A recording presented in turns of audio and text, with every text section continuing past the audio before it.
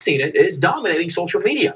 The Chicago Tribune praised creator Matthew Weiner for delivering a, quote, dramatic and appropriate ending. So USA the lady in red. No matter what happened, it was never and then the lady in blue. To expectations. And finally, the first to look at the new Steve Jobs film hit the internet last night. Take a look. Put him in a dress! Put him in a dress! Woo! There is the film, which comes from the director Put it on! and the writer of The Social Network, is the second Jobs biopic to come out in the past few years, following the 2013 box office disaster that starred Ashton Kutcher.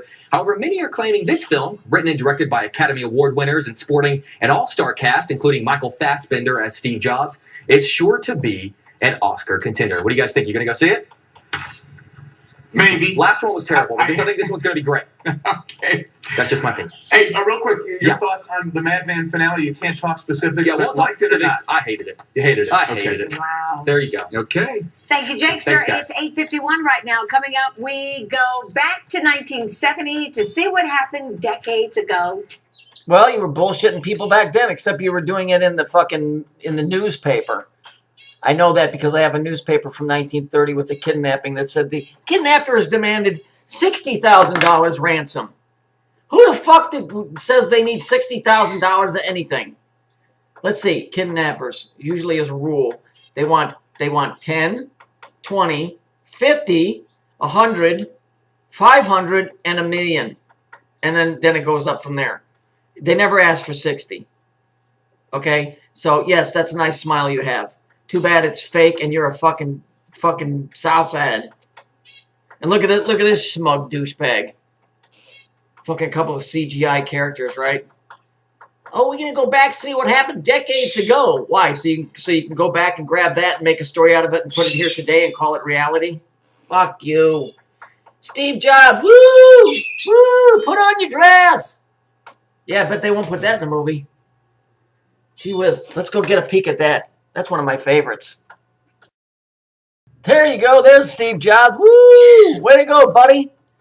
Way to go. Looking good, buddy, with your fucking purple fucking glasses on, you douchebag sellout. With your little Nazi Jew buddy right there. Look at this. A man that was worth billions reduced to wearing a fucking black t-shirt and a fucking dress. You fucking idiot. What a dumb shit. Oh, and you gotta love this. I like how they got the red and the blue lights here. Are you fucking kidding me? Boy, did they fuck with your head. Hey, they might be fucking with my head, but they really got to you, buddy. They really got to you. They got you to wear your mom's skirt. And these, you need the shoulder pads, buddy. That's not sexy at all. Trust me. Okay? Oh, and the hairstyle, I got a little bit more than he does. What I don't have is some little Jewish cocksucker Nazi bastard standing there telling me what the fuck to do with my life. Don't ever tell me that this Saturn shit is bullshit. That one of the richest men on the planet, right here, right the fuck here.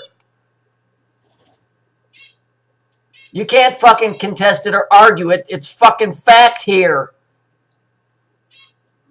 Way to go, Steve Job.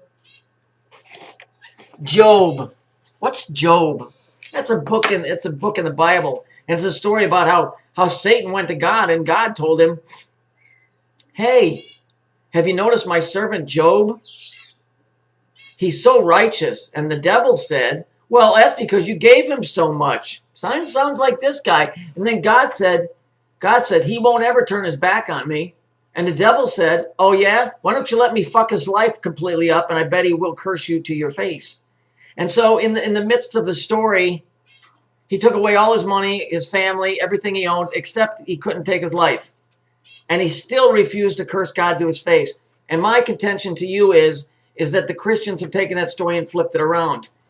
My contention is it was the devil that he was associated with. And it was God was the one saying, hey, in other words, Job's God was Satan or Saturn. And Saturn is the one that punished him and he refused He refused to curse Satan. Not the other way around where the Christians think he was supposed to curse God. Because there's a difference between a God and a father. The father wouldn't do this to his children. A God would. And so, sorry Christians. Sorry Christians. It wasn't the way you think it went down. It's the other way. Because it's a story about how man is so tied to the system that no matter what the system does to him, he refuses to leave. After everything is taken away, man will still grab to save himself through the system. That's what the story about Job is about. The fact that everything in the system was removed, yet he couldn't wait to grab back onto it. And in the end, this proves that this is a God and not the Father. In the end, it said he was rewarded sevenfold. If it was really a spiritual story, money would have had nothing to do with it. But because this guy refused to curse the system, in the end, he received, it was either sevenfold or tenfold of what he had started out with. A father wouldn't do that because a father doesn't care about money. He cares about your spirituality. All this cared about was that you still remained loyal to the system. So Christians, you got that story backwards. Sorry, it seems to be the way that your religious teachings go.